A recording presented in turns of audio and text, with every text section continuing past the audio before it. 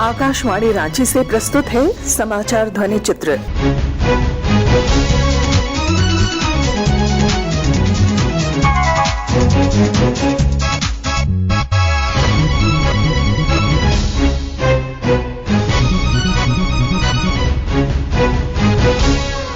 इस अंक में मेरा युवा भारत निकाय की स्थापना, खिलाड़ी सम्मान समारोह, आदि महोत्सव, गृह रक्षा वाहिनी का दीक्षांत समारोह और कार्डिनल की अंत्येष्टि। केंद्र सरकार ने एक स्वायत्त निकाय मेरा युवा भारत की स्थापना को मंजूरी दे दी है। केंद्रीय मंत्रिमंडल की पिछले बुधवार को हुई बैठक में इस प्रस्ताव को मंजूरी दी गई। सूचना तथा प्रसारण मंत्री अनुराग सिंह ठाकुर ने बताया कि इसका उद्देश्य युवाओं के विकास के लिए सक्षम डिजिटल प्लेटफॉर्म का निर्माण करना है। देश के युवाओं को विकास और युवाओं की ऊर्जा का कर्तव्य बोध और सेवा भाव के साथ राष्ट्र निर्माण में उपयोग करने के उद्देश्य हेतु माई भारत नाम की एक यूनानिमस संस्था बनाने का निर्णय लिया है। माई भारत, मेरा युवा भारत। तो ये फिजिकल प्लेटफॉर्म एक तरह से होगा जहां फिजिकल एक्टिविटी भी होगी, डिजिटली उनको जुड़ने का अवसर भी मिलेगा और इन उद्देश्यों को प्राप्त करने के लिए युवाओं को विभिन्न स्कीम्स, प्रोग्राम्स के साथ जोड़ा जाएगा और एकीकृत मैकेनिज्म के अंतर्गत फोकस्ड रूप से भारत सरकार के जो कार्यक्रम है युवाओं से जुड़े उनको इकट्ठे एक प्लेटफॉर्म पे लाया जाए, जिसमें होल ऑफ गवर्नमेंट की अप्रोच के साथ हम गवर्नमेंट या अन्य स्टेक होल्डर्स को भी वहां पर जोड़ें और युवाओं की उसमें भूमिका और सुदृढ़ करें। और इसी महीने के अंत में 31 अक्टूबर को इसको राष्ट्र के लिए समर्पित किया जाएगा। और इससे अच्छा दिन क्या होगा, सरदार वल्लभ भाई पटेल की जयंती और माई भारत प्लेटफॉर्म का आगाज और उस पर भारत के करोड़ों युवाओं का जुड़ने की शुरुआत और विकसित भारत, आत्मनिर्भर भारत के निर्माण की एक नई शुरुआत। राज्य सरकार द्वारा पिछले गुरुवार को राष्ट्रीय और अंतर्राष्ट्रीय खेलों में पदक प्राप्त करने वाले झारखंड के खिलाड़ियों को सम्मानित किया गया। रांची के खेल गांव स्टेडियम में आयोजित सम्मान समारोह में राज्य सरकार द्वारा खेल के विकास के लिए किए जा रहे कार्यों के संबंध में विस्तृत जानकारी दी गई। झारखंड के खिलाड़ियों ने राष्ट्रीय व अंतर्राष्ट्रीय स्तर पर देश और राज्य को गौरवान्वित किया है। ग्रामीण क्षेत्र से आने वाले, शहरी क्षेत्र से आने वाले हमारे नौजवान खेल के क्षेत्र में इस राज्य को अलग पहचान देने में भी कोई कसर नहीं छोड़ रहे। सिर्फ खिलाड़ियों को ही नहीं बल्कि उनसे जुड़े संघ के लोग, उसके कोचेस, उनके जो ट्रेनर्स हैं, उन लोगों के लिए इस पॉलिसी में कई प्रावधान किए गए हैं। खिलाड़ियों के, कोचेस के, ट्रेनर्स के रहने, खाने, खेलने के संसाधनों से लेकर कंपटीशन में आने जाने की व्यवस्था को लेकर कई चीजें इसमें प्रावधान किए गए हैं। वर्तमान में झारखंड सरकार ने राज्य में खेल और खिलाड़ियों के समग्र विकास हेतु अनेकों पहल किए हैं। एक खिलाड़ी के लिए जो सबसे जरूरी है वो है खिलाड़ियों का बेहतर शारीरिक विकास। झारखंड के आवासीय खेल केंद्रों में प्रशिक्षण ले रहे सभी खिलाड़ियों के शारीरिक विकास हेतु झारखंड सरकार ने उनके भोजन आदि की राशि को दोगुना करते हुए 175 से बढ़ाकर 350 रुपए तक की है। खिलाड़ियों के आवासन को बेहतर बनाने हेतु राज्य के सभी खेल केंद्रों का नवीनीकरण किया जा रहा है, जिससे खिलाड़ियों को किसी भी तरह की असुविधा न हो। अंतर्राष्ट्रीय स्तर पर उत्कृष्ट प्रदर्शन कर झारखंड का गौरव बढ़ा चुके पूर्व खिलाड़ीगण जो अब रिटायर्ड हो चुके हैं या जो आर्थिक रूप से कमजोर हैं, उनके लिए झारखंड सरकार ने पेंशन योजना शुरू की है, जिसके अंतर्गत खिलाड़ियों को 10,000 रुपए प्रति माह एवं उनके मृत्यु उपरांत उनके परिजनों को 5,000 रुपए प्रति माह देने का प्रावधान है। राज्य के सभी खिलाड़ियों, कोचेज, मैनेजर और खेल से संबंधित सभी लोगों को जोड़कर रखने हेतु झारखंड सरकार ने जोहार खिलाड़ी के नाम से ऑनलाइन पोर्टल की शुरुआत की है। झारखंड सरकार को धन्यवाद बोलना चाहती हूँ कि उनकी वजह से हम यहाँ तक पहुँचे हैं और हमें इसी तरह हेल्प करे ताकि हम आने वाला कल दिन हमें और अच्छी तरह सुपर हॉकी को ले सके। झारखंड सरकार ने बहुत सारी हेल्प की है गेम्स को लेके और अभी श्री हेमंत सर को भी बहुत बहुत धन्यवाद देना चाहूंगी जो अभी जो गेम्स थे उसके बेस पे मुझे केस अवार्ड देने का जो निर्णय लिया है। Thank you so much sir.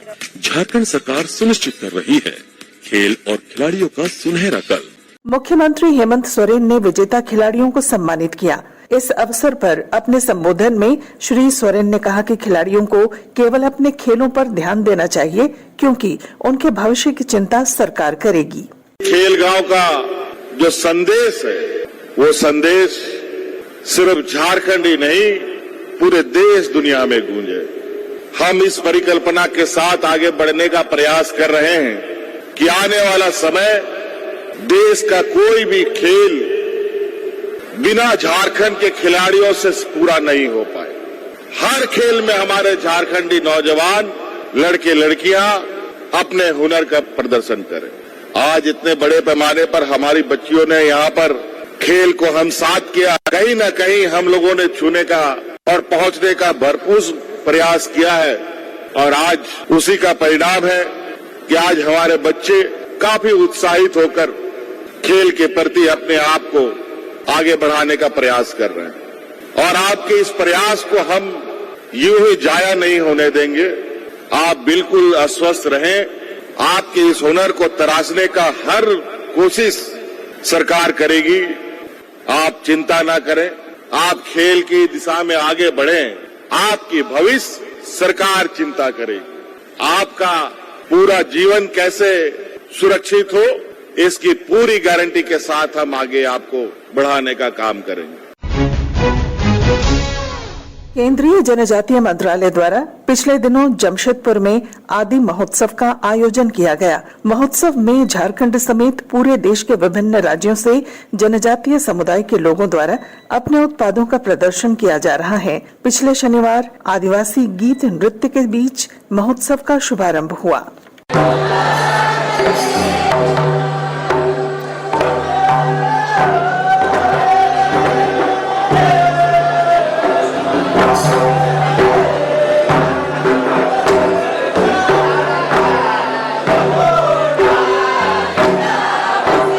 केंद्रीय जनजातीय मामलों के मंत्री अर्जुन मुंडा ने महोत्सव में लगाए गए स्टॉलों का निरीक्षण करने के बाद कहा कि इससे ग्रामीण कलाकारों और शिल्पकारों को प्रोत्साहन मिलेगा।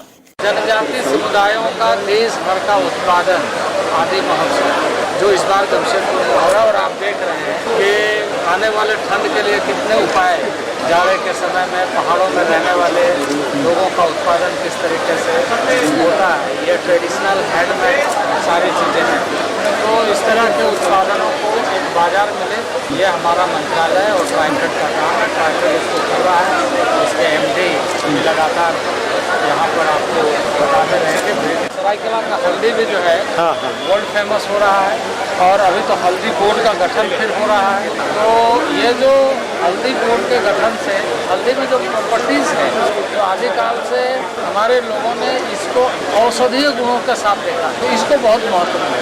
ये कार्यक्रम ये एक ऐसा योजना है जिसमें आत्मीयता है, जिसमें इस तरह के उत्पादों का एक बड़ा आंकड़ा और उससे भावात्मक माध्यम। हजारीबाग पुलिस प्रशिक्षण केंद्र में पिछले दिनों 7वीं और 10वीं बैच के गृह रक्षा वाहिनी का दीक्षांत समारोह आयोजित किया गया, जिसमें 53 पुलिस कर्मियों को शपथ दिलाई गई। इस अवसर पर पुलिस कर्मियों द्वारा आकर्षक परेड प्रस्तुत किया गया। दीक्षांत परेड 22 चल।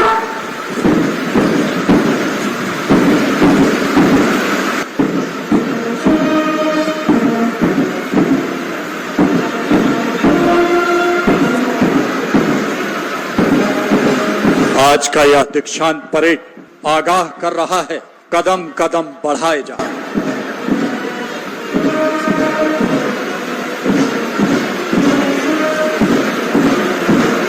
रखना भी हथियार, लड़ाई बाकी है, रह चौकस होशियार, लड़ाई बाकी है।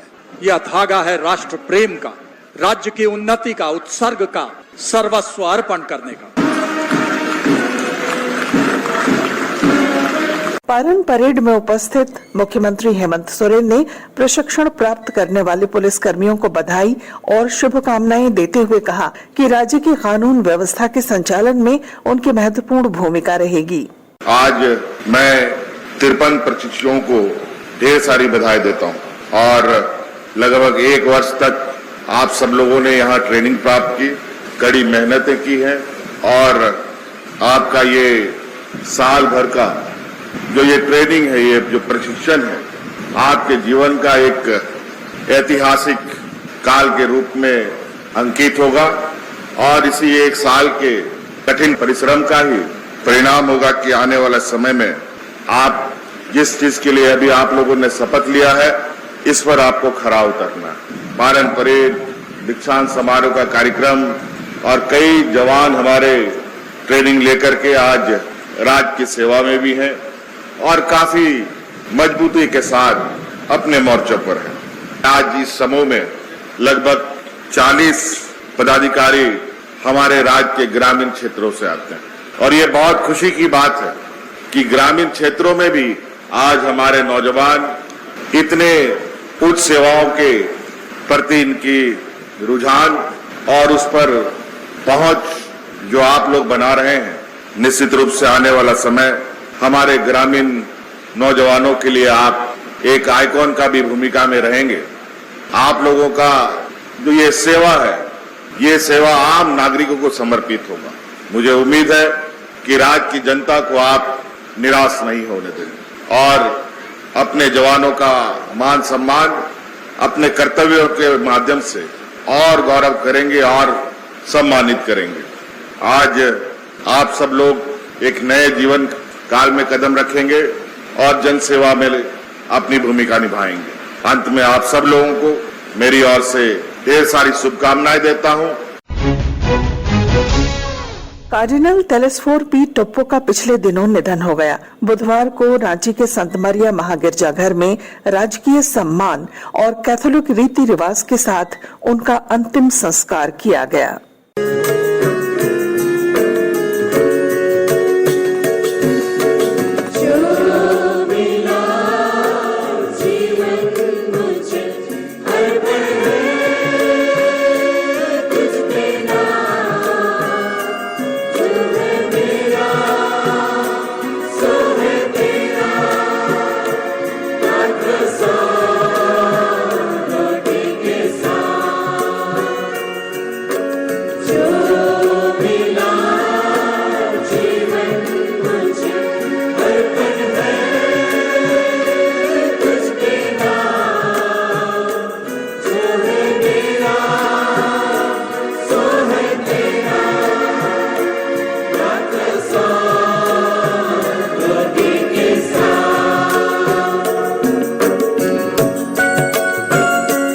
राज्यपाल सीपी राधाकृष्णन और मुख्यमंत्री हेमंत सोरेन समेत देश विदेश के ईसाई समाज के प्रतिनिधियों ने कार्डिनल को पुष्प चक्र अर्पित कर श्रद्धांजलि अर्पित की। राज्यपाल सीपी राधाकृष्णन ने अपने संदेश में कहा, Our Cardinal's death is more painful because he has worked for the society all the time. He dedicated his whole life for the upliftment of the downtrodden people, the tribal people, and he was the first Cardinal who got elected from the entire East Asian countries. That is a great honor that India had. And today he is no more with us, but the legacy what he has left with us will be the guiding force for us for the years to come. We all pray that the noble soul should reach the holy feet of the Christ. इसके साथ ही आकाशवाणी रांची से समाचार ध्वनि चित्र का आज का संस्करण समाप्त हुआ। हर शनिवार ये कार्यक्रम रात्रि 7:45 बजे समाचार एकांश द्वारा प्रस्तुत किया जाता है। संपादक शिल्पी, प्रस्तुतकर्ता अरविंद कुमार और प्रवक्ता पूनम केरकेट्टा।